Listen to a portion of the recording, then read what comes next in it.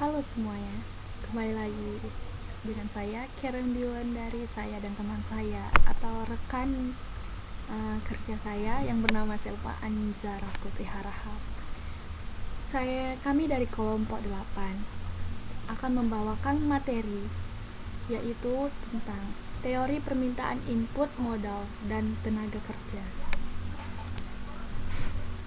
Nah, di sini saya akan menjelaskan prinsip dasar permintaan input. Dalam permintaan input ini akan membahas beberapa besar penggunaan tenaga kerja yang optimal dan tingkat upah yang berlaku secara ekonomi apabila diketahui perusahaan menganggap tenaga kerja merupakan faktor produksi variabel. Untuk dapat menjelaskan diperlukan dua pasar, yaitu pasar output atau pasar produk yang menunjukkan kondisi pasar barang yang diproduksi dan dalam penentuan harganya, serta pasar input yang menunjukkan kondisi pasar faktor produksi yang diminta. Hal ini disebabkan karena penggunaan input sangat bergantung kepada kedua pasar secara bersama-sama. Berbeda dengan pasar produk, maka pada pasar faktor produksi telah tampak dipengaruhi oleh tarik-menarik antara konsumen dan produsen. Artinya, pada pasar inputnya dan ada pasar outputnya. Sebagai contoh input yang dipergunakan adalah yaitu tenaga kerja. Tujuan yang ingin dicapai adalah untuk menerangkan secara teoritis besarnya permintaan dan tingkat upah yang berlaku bagi tenaga kerja untuk berbagai keadaan. Nah, di sini ada gambar. Bisa kita lihat ya.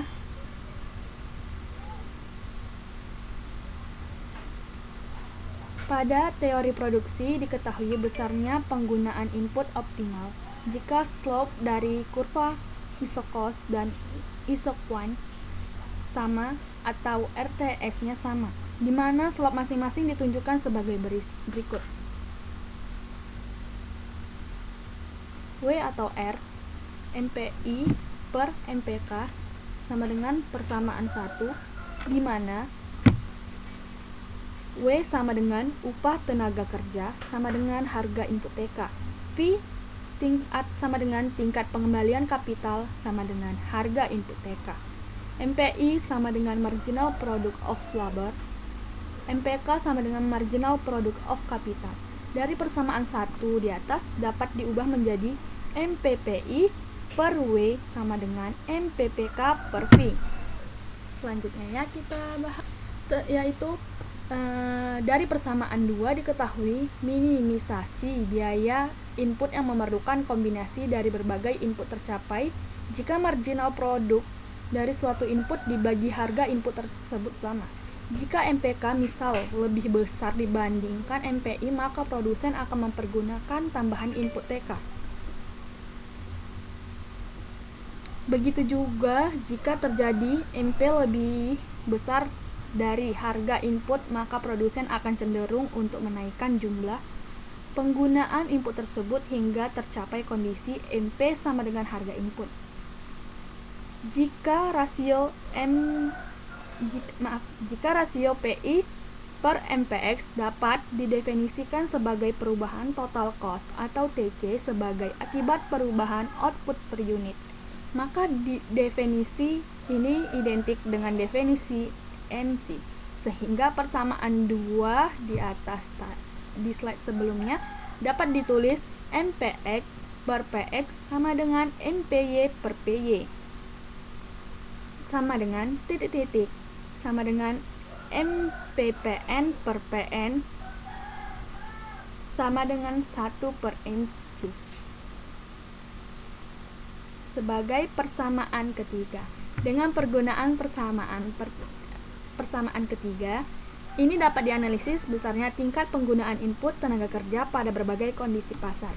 Pasar input adalah pasar yang memperjualbelikan faktor-faktor produksi, yakni faktor produksi alam, tenaga kerja, modal, dan kewirausahaan.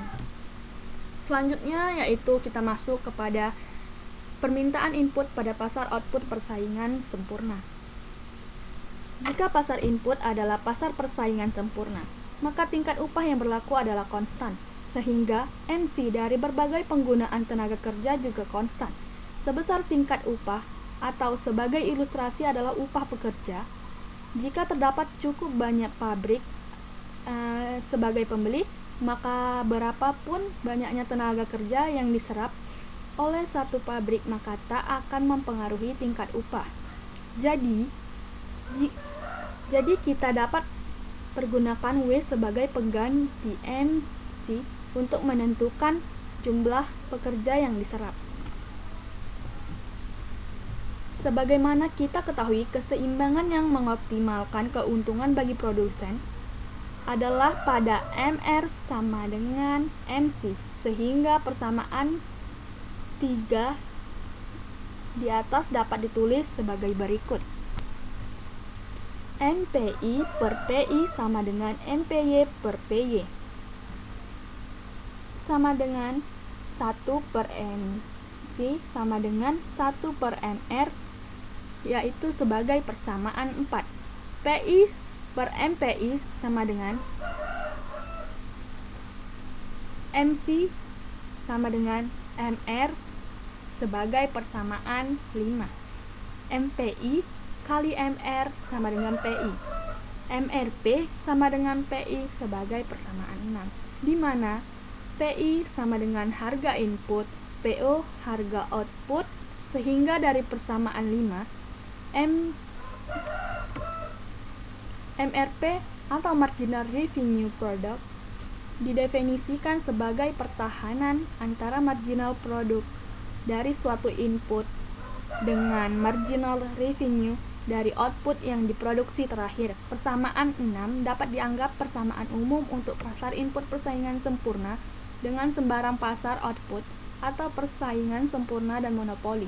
Tetapi karena dalam pasar persaingan sempurna didapat MR sama dengan PO, maka MPI kali PO sama dengan PI, atau VMP sama dengan PI, atau persamaan ketujuh.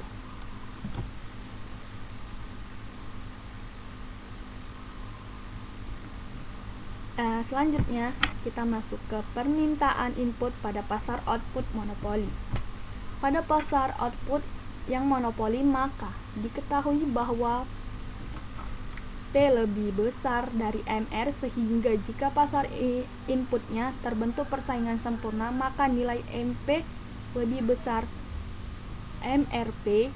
Jika diketahui MRP sama dengan MP lebih besar MR, kondisi equilibrium pada pasar output monopolis dengan pasar input persaingan sempurna adalah seperti di bawah ini, yaitu MRP sama dengan PI dengan kondisi MRP lebih besar VMP, sehingga ilustrasi di mana kondisi output monopoli ditunjukkan oleh tingkat harga yang tidak tetap dan cenderung menurun. Ciri lain dari pasar monopoli adalah nilai P lebih besar MR. Dapat dilihat bahwa untuk semua penggunaan input tenaga kerja, maka nilai VMPI lebih besar MRPI, sekali lagi karena P lebih besar MR. Dan tidak keseimbangan ditentukan oleh nilai MRPI sama dengan W, dan didapatkan pada penggunaan tenaga kerja sebanyak 6 dengan keuntungan optimum sebesar 350. Jika digunakan dua input variabel atau complementary input, maka turunnya harga satu input akan identik dengan keterangan di muka. Selanjutnya yaitu permintaan pada pasar input yang tidak sempurna. Monopsoni dikatakan sebagai keadaan di mana hanya terdapat satu pembeli. Contohnya beberapa perusahaan kecil yang menyediakan peralatan, perlengkapan atau bahan baku kepada perusahaan besar, dan karena perusahaan besar ini hanya satu perusahaan bertindak sebagai monopsoni. Monopsoni dapat terjadi karena beberapa alasan. Dalam banyak kasus, beberapa jenis input lebih produktif untuk satu jenis penggunaan dibandingkan penggunaan lainnya. Sebagai contoh, beberapa lahan kaya akan zat tambang sehingga lebih menguntungkan untuk mengusaha pertambangan dibandingkan usaha lain, atau seseorang dapat spesialisasi tertentu akan lebih menguntungkan jika pekerja dengan mempergunakan keahliannya dibandingkan pekerjaan lainnya. Jika hanya satu perusahaan yang mempergunakan lahan atau menyewa tenaga kerja, maka akan terjadilah keadaan monopsonistik.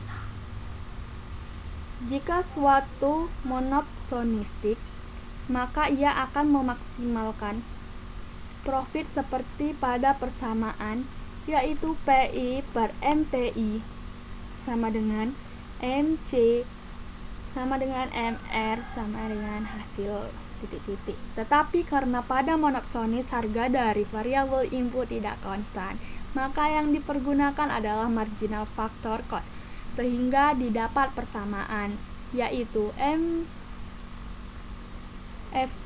per MPP sama dengan MC per MR sama dengan R. Sama dengan P. Jika pasar output adalah persaingan sempurna dan pasar input adalah monopsonis, maka equilibrium yang terjadi yaitu MPP dikali P sama dengan MFC atau VMP sama dengan MFC. Selanjutnya kita masuk ke eksploitasi tenaga kerja. Nah, di sini jika perbandingan keseimbangan pertama yaitu pada pasar output dan pasar input persaingan sempurna, serta keseimbangan kedua pasar output monopoli dan pasar input monopsoni, maka akan tampak perbedaan tingkat upah yang dibayarkan kepada pekerja pada penggunaan tenaga kerja yang sama. Inilah yang disebut eksploitasi. Maka jika keseimbangan kedua yang terjadi, maka jumlah tenaga kerja yang dipergunakan adalah QM, yaitu ditentukan dari perpotongan MFC per MRP dengan tingkat upah yang berlaku WM. Jika kondisi yang terjadi adalah keseimbangan yang pertama, maka dengan jumlah penggunaan tenaga kerja sebesar QM, tingkat upah yang berlaku adalah VMPE atau pasar persamaan sempurna tingkat upah sebesar VMPE. Di sini tampak adanya eksploitasi sebesar VMPE per WM. Kita dapat bagi eksploitasi ini menjadi dua bagian, yaitu yang pertama, eksploitasi yang disebabkan oleh monopoli sebesar VMPE maksudnya VMPE dikurang MRPE, dan eksploitasi yang disebabkan oleh monopsoni sebesar MRPE per WM, sehingga eksploitasi total sebesar VMPE dikurang WM. Jadi, eksploitasi yang didefinisikan sebagai pembayaran tenaga kerja. Ya, selanjutnya kita masuk ke hubungan elastisitas permintaan terhadap permintaan input, di mana nilai akan tinggi jika yang pertama, elastisitas permintaan terhadap produk tinggi. Suatu kenaikan harga input akan menyebabkan naiknya harga output, dan jika elastisitas permintaan besar akan terjadinya penurunan yang besar pula untuk produk tersebut, sehingga elastisitas permintaan terhadap output yang besar akan menyebabkan elastisitas terhadap input yang besar pula. Yang kedua, faktor produksi lain dengan mudah dapat bersubstitusi terhadap input tersebut. Kemudahan untuk bersubstitusi antara input diperlihatkan oleh besarnya nilai elastisitas substitusi. Jika misalnya harga salah satu input naik, maka industri dapat dengan mudah menggantikannya dengan input yang lain, sehingga permintaan terhadap menjadi lebih elastis. Yang ketiga, yaitu kurva penawaran dari berbagai produksi lain bersifat elastis. Jika tenaga kerja mengalami kenaikan, maka industri dapat mensubstitusikan dengan penggunaan kapital. Jika penawaran kapital tidak elastis, maka jumlah penurunan tenaga kerja menjadi lebih sedikit. Yang keempat, ongkos dari input tersebut memegang bagian yang besar dari total ongkos produksi. Jika suatu input memegang ongkos besar pada struktur biaya, maka kenaikan harga input yang besar akan menyebabkan jumlah output yang diproduksi turun dalam jumlah uang yang besar. Yang selanjutnya akan menyebabkan permintaan terhadap input mengalami penurunan pula. Yang terakhir yaitu kita masuk ke dalam kurva permintaan input lebih dari satu variabel. Jika produsen mempergunakan lebih dari satu variabel input, maka adanya tambahan pengguna satu input karena misalnya harga input turun akan menyebabkan tambahan output. Misal, jika input L ditambah maka output akan bertambah. Output yang bertambah akan menyebabkan MPKK ikut bertambah. Pendefinisian MPK semakin besar sementara diasumsikan harga kapital adalah tetap, maka akan didapat kondisi MPK lebih besar V, maka pasar input tenaga kerja tidak berada dalam kondisi optimum. Sebagaimana dikemukakan di muka, jika MPK lebih besar V, maka untuk mencapai kondisi optimum adalah dengan menaikkan penggunaan kapital atau produk. Karena penggunaan input kapital ditambah, maka output akan bertambah pula, sehingga VMPI akan bergeser. Pada tingkat harga output yang turun akan dipergunakan lebih lagi input tenaga kerja. Jadi, jika harga satu input turun dan kedua input adalah input variabel dan merupakan komplementari input, maka input yang harganya turun penggunaannya akan naik lebih besar. Efek dari turunnya harga faktor yaitu jika turunnya harga W1 ke W2, maka setiap perusahaan menaikkan penggunaan, maka perusahaan akan meningkatkan penggunaan input dari Q1 ke Q2. Tetapi jika semua perusahaan meningkatkan penggunaan input, maka akan terjadi kelebihan penawaran pada pasar barang sehingga harga akan turun, yang menyebabkan VNPL juga turun, sehingga bagi industrinya karena turunnya harga W2, permintaan tambah hanya menjadi Q3. Telah selesai penjabaran saya